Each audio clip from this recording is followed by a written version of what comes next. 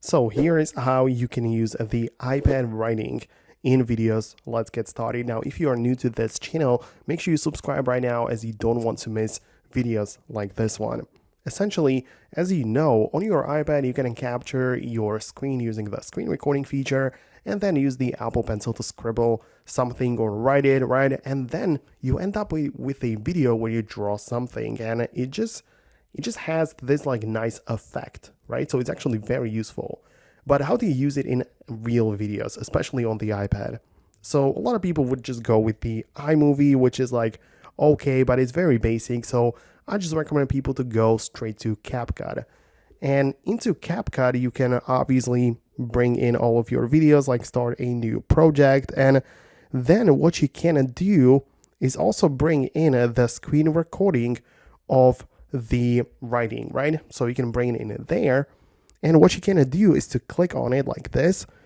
A lot of different options will appear. So just look for the double like arrow icon, which says overlay, and it will lay it on top of your existing clips there, right?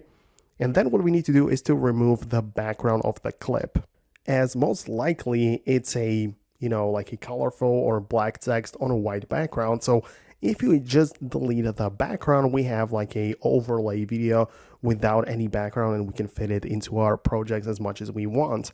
So once you have the clip selected, scroll through the options below, and within CapCut you have the ability to remove the background.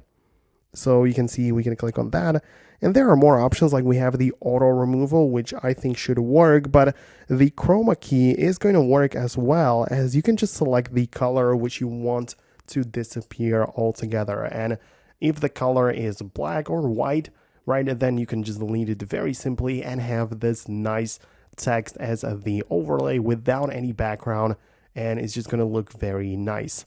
So you can use it for your clips as much as you want. You can resize it, reorganize it, apply some effects or filters, and you can end up with a nice effect over your clips. So that's it from me. Let me know what you think about that below. If you have some additional questions about this, most definitely let them or leave them below in the comments section. But if it worked, hit the thumbs up on the video, and I'll see you later in the next tutorials.